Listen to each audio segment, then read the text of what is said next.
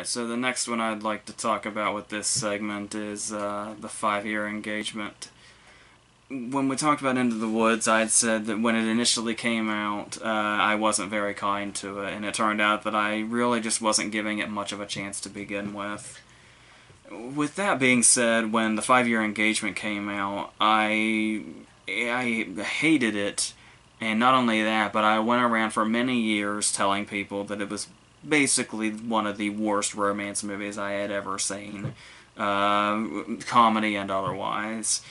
And whether it lives up to that, not really. It's not. My hatred for it isn't that extreme anymore, but there are. We'll just kind of start at the beginning. The first thing you'll notice is that it's got Judd Apatow's name on it, and you can tell. You can tell right away. You can tell by the title. So you know that it's going to be overlong.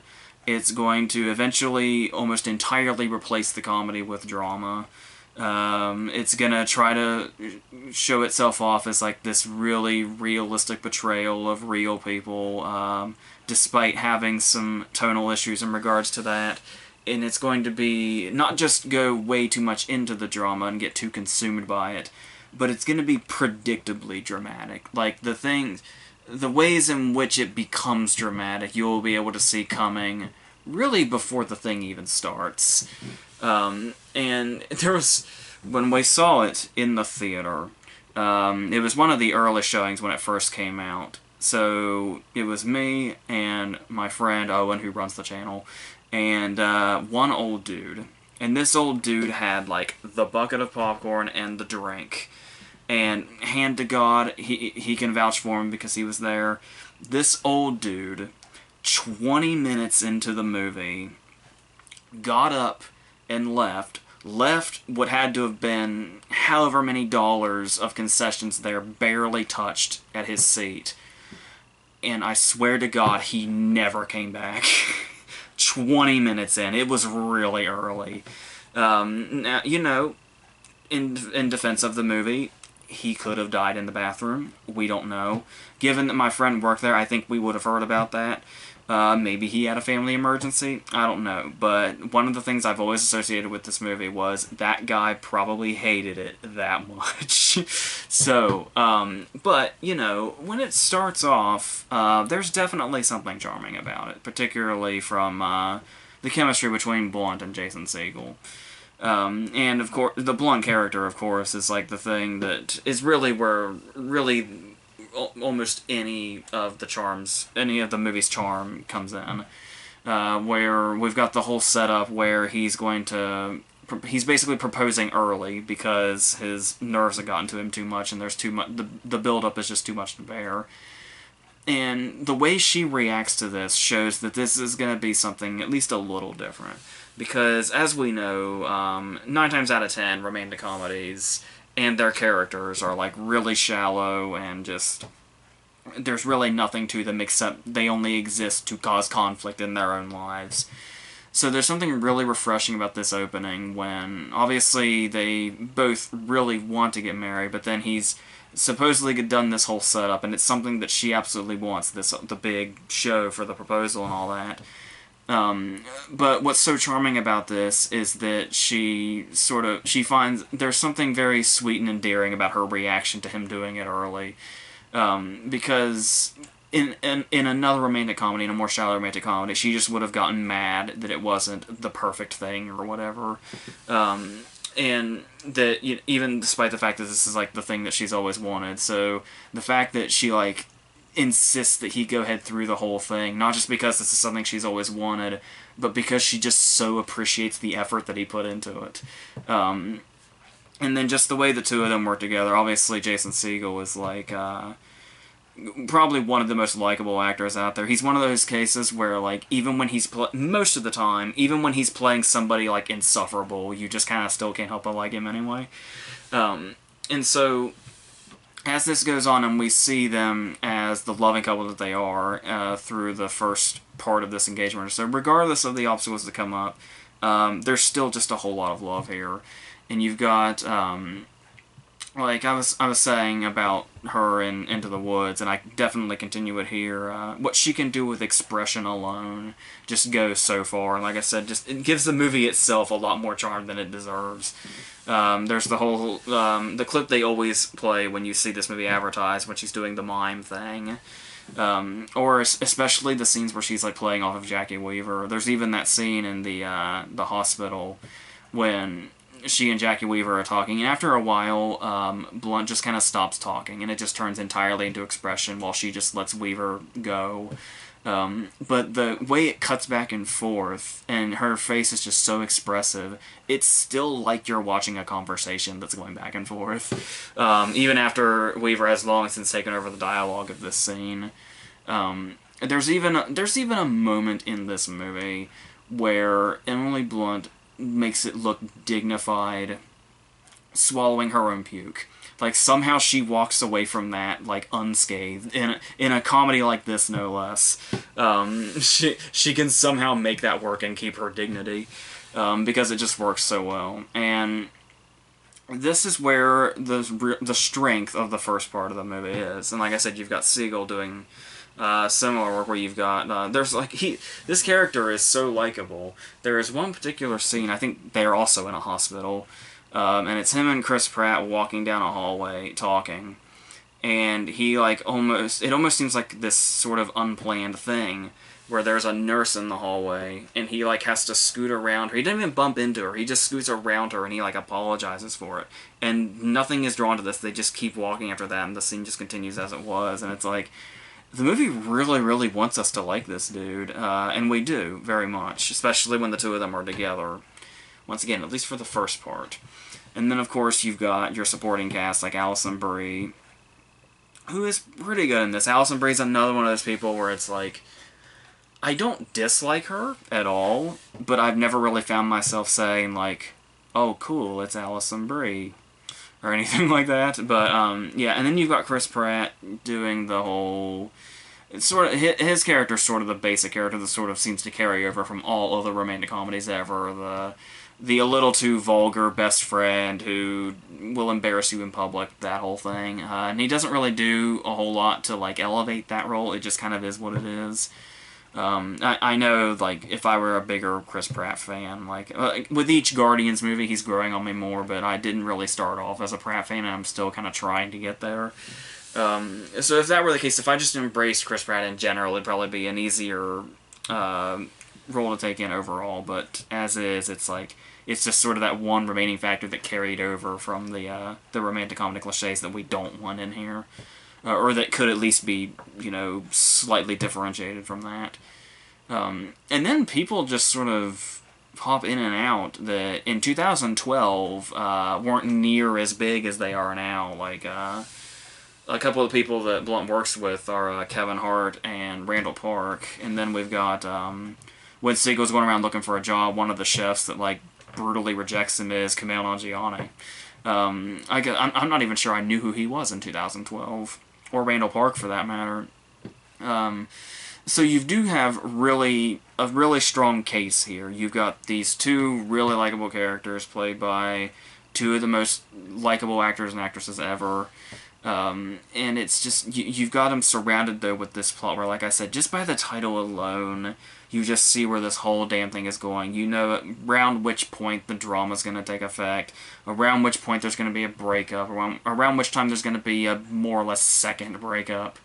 And it's just going to go on and get more and more unbearable as it goes. But weird thing about this, though, is when it is, sticking to its roots as a comedy, it's sort of and it is interesting to see a comedy that can branch out and take comedy from all different directions because there's so many different kinds.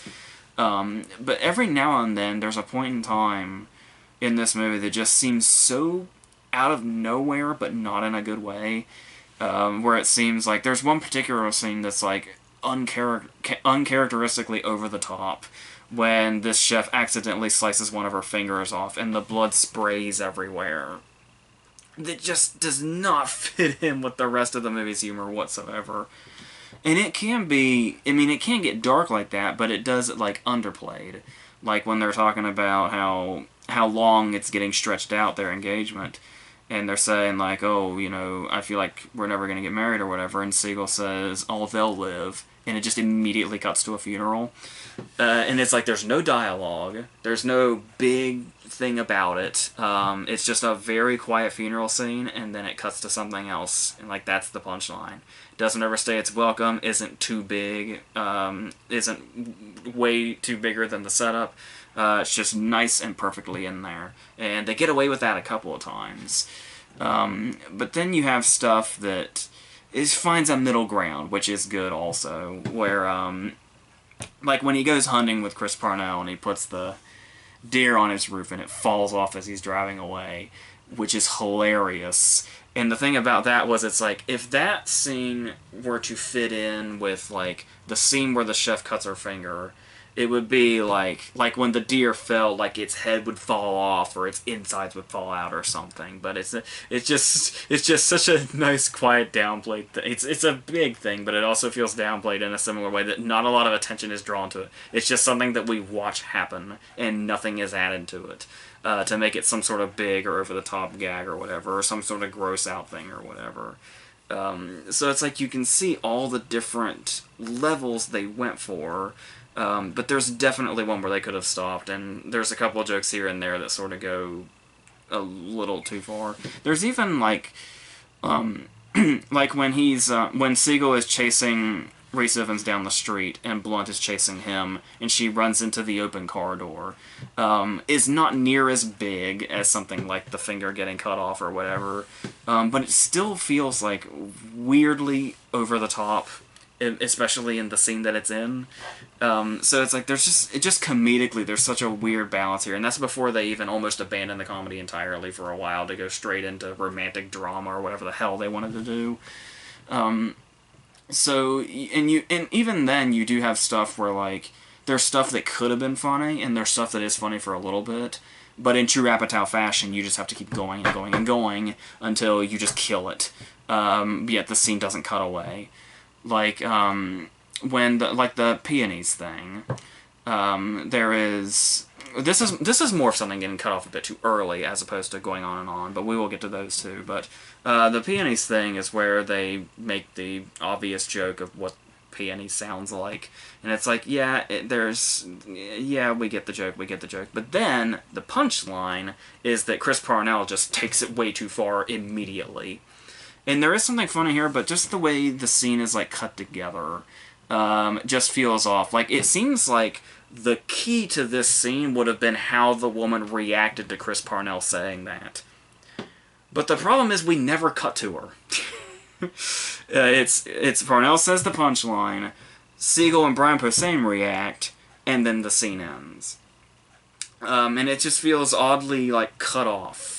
And like I said, that feels like the opposite of the problem that happens many times over as well, where the jokes way overstay their welcome. Like the whole, the thing where, Chris Pratt's wedding song, at his wedding to Alison Brie, obviously it's a joke that's going to come back, but I mean, even so, it just feels like and I know, like, the joke kind of is that it goes on and on and on and on and on and on and on. But it definitely loses its way at some point and loses that sort of luster it may have had at some point. I don't know. But then there's also the moment where, I think it's the scene where we're introduced to Brian Posehn, and he's basically Bubba and Forrest Gump going through all the different types of shrimp, only with him it's pickles. And I'm not quite sure, like, what the punchline is. It's just a scene that happens that's clearly supposed to be funny, but it doesn't really have a particular direction, and I don't know. That's just, like, this is one of those Apatow weaknesses. And I know Apatow, like, you know, like, the script is credited to Siegel and Nicholas Stoller, but still, it's like you can just see Apatow's fingerprints all over the movies that he's a credited producer on. And it's and that's the thing, is it's like it's rare that they find that time where it's like where it's just right, where you don't cut it off too early and you don't go way beyond where it's welcome. So that's a problem throughout. And in a movie this long, I mean, you would think the jokes would find their way at some point. but it's just kind of consistently is where it is. It's contradictory, but it's like consistently messy, if that makes sense. And then there's also not only that, but when they're going through like when Siegel's going through the wedding preparations and all that, and it's cutting back and forth to Blunt's experiments, where it's the weird thing here is that this is probably supposed to be a montage, but the problem here is that they're individual scenes. But they're individual scenes that are like, they just seem like they keep abruptly cutting each other off. But this is not a montage. There's not like music playing. There's no like sense of like a passage of time or whatever. It's just like really short scenes cutting back and forth that are sort of disconnected. And it's like, it just makes the whole, even when you're not talking about, you're trying to dissect the jokes, or whether it should be comedic or dramatic in this point, just the way it's put together in general feels really weird. And like it just doesn't, so many things just don't belong or don't fit together. And that's, yeah, and then it even gets to that point when Blunt goes to Siegel's job, and it's the time where they think they're going to actually get married this time. And she's saying, like, it's right after she and Risa Vons have had the kiss, and she says, like, I don't know why we've been putting this off. I don't know why, you know, we're doing this and that, why we're dicking around. And it's like, I can't tell if she's in character talking about the engagement, or if she's out of character talking to Siegel about his script. I can't really tell. I like to imagine it's the latter for sure, but I guess we'll never know. But eventually, though, with a movie called The 5-Year Engagement, with a couple that is so likable and seems so good for each other and so full of love, yeah, eventually we're going to get to the point, for the sake of realism, I guess, where they're going to start fighting. And the, you know, perfect sort of, you know, honeymoon period is going to start to die down, and things are going to get real, and they're going to find parts of each other's personalities that either they were blind to entirely, or they accept it as something that they love that has since worn off, and now it's an annoyance or whatever.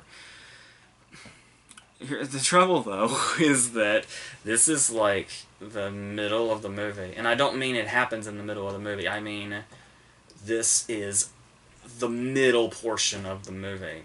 Like, all the way. So, when you think about this, there is, like, when you first see what they're fighting about, whether it's, you know, this thing, or whether it's something, like, really minuscule or whatever, you can, like, see something in it where you're like, yes, I've had that fight before, and yes, I've had this annoyance with somebody I love before, whatever. But the thing is that it gets progressively worse as it goes. Once again, may also be a thing of realism, but the thing is inside of a movie, like, how much do you need to see before the point is made? To where it goes from being, like, you can, like, eventually you'll be looking at it and you'll be like, yes, I can relate to that, yes, I can relate to that, and I've been through this. But eventually, if it goes on long enough, it's gonna start to feel more like when you go to a friend's house who's in a shitty relationship and they can't stop fighting and you just have to sit there awkwardly and watch it happen. Nobody fucking wants to do that, and that's what a lot of the movie feels like when it gets to these more conflicted points. So that's a huge problem that the movie faces also, and almost seems to want to wallow in it, because they think the more they wallow in it, the more real it's gonna feel. Probably to make the payoff bigger when they do finally end up together, but I mean, but yeah, but also, it also gets into this sort of, just, a direction that just feels really off once we really get into it. When they both really reach a fork in this relationship, where we've got Siegel, like, grows the beard and gets into the hunting thing, and just turned. I said that Jason Segel almost can make even insufferable characters likable. One of the cases where he might fail is the middle of this movie when he does the whole beard hunting thing.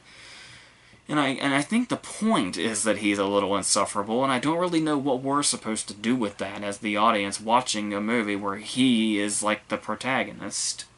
And we want he and his fiancée to find happiness together. And it's just kind of hard to know where you're supposed to take that. And then, on her side of things, she goes to the bar with Rhys Ifans, she gets drunk, she kisses him, there's something going on there, he's like the really attractive professor and all that. And there's like, he eventually tells, he guides her in that direction, and he says, like, you know, it's okay for you to be selfish, it's okay for you to go your own way, make your own decisions and all that, do what makes you happy if he's not doing it, and all that. And yeah, but the problem with that, where the movie just takes this seemingly really skeevy turn, is that it doesn't, when it gets to that moment, when she repeats this back to him in bed, getting closer and closer to their first breakup, their first big breakup, and it's not, if, when she says, you know, I can be a little selfish, and then that's when it starts to take off, and it's like, it's one thing if she takes Rhys Ifans' advice, but I don't know, to me anyway, there's something really sort of skeevy about the fact that she uses his exact words towards Siegel, and it's sort of like, it almost feels like she's like, as opposed to taking advice, it feels more like this is a character that's easily manipulated, especially when she's in like a vulnerable state. And that's a really weird place to be for a character like that in a movie like this, where it goes in all kinds of directions that just don't feel right at all. So that when you do get to those, you know, sort of happier moments, it does sort of like get to this place where, like, yeah, they finally end up together. They get back together again. It feels right. They go around in the food truck and all that, and they do the wedding very quickly. And it's like, usually rushing into a wedding feels like, oh, that's gonna be bad. But I mean, obviously this is 5 years in the making. They obviously know each other very well. But the thing about it is that there's always gonna be a moment where Jason Segel could decide he's going to grow a beard again, or take up another weird hobby that consumes him and makes him insufferable. Or there can always be another Rhys Ifans in her life that can just manipulate her like that. And just say one thing that changes her mind completely about Siegel. And it's like, oh wow, these people are just going to be like this little happy getting married and driving off together thing. Yeah, I don't walk away from this movie feeling like that's a happy ending at all because of the way this is over. And I think the whole thing is a happy ending. I mean, you could say maybe there's like an undertone there where the movie implies they won't be happy, like it's The Fucking Graduate or something, but I don't think that's the case. I think we're supposed to take it at surface level that it's some happy ending, but there's really nothing these characters do that make me think that's possible, at least in the second half. In the first half, maybe, but I feel like it's just a lost cause by the end of this. And then, of course, you get, and like I said, the predictable directions. Like, the second we meet, you know, attractive Professor Rhys Ifans, we know that he's the one that's gonna maybe take her on a different path. Once we see, you know, Peppy Young, Dakota Johnson come in, we know that that's gonna be the direction that he goes in, whether or not they stay in those directions. But the thing also is, like, yes, of course, eventually, Rhys Ifans is going to turn out to be a douche, and be, like, you know, going into the whole why he hired her thing. And then, yeah, obviously, the second we meet Dakota Johnson, we know it's going to be she's, like, the young idiot, that's just sort of there for rebound sex or whatever. These directions where we just know that they're going to come back around. And it's like, if it had had more of the balls of, say, a movie like The Breakup, where they actually break up, maybe there would have been something here, but it probably would have felt just as gross by the end of it. So I don't know, that's what I take away from this. But and the really funny thing about it is there is a video somewhere of, I think Emily Blunt was promoting The Girl on the Train, and the interviewer played this game with her where she read her quotes back to her. Whether it started with her quotes, then it turned into her co-star's quotes. And the only one she didn't know in the whole game was a crossbow doesn't clean itself, you know, from this, obviously. And it's like, think about that for a second. I don't recall any other movies she's been in with a crossbow, or at least where a crossbow is apparent. But not only that, but because of the kind of movie this is, and what happens to her with this crossbow, you would think the memory would be, like, 3 times there than it would be for other things. And it was the only one where she just completely drew a blank. I really like to think she doesn't like this movie either, and she just blocked it out of her head. But I don't know. She seemed pretty passionate when she was promoting it. I do remember that. So I don't know, but maybe she'll just secretly agree that this movie is what it is. And what really sucks is the fact that she and Siegel do work so well together.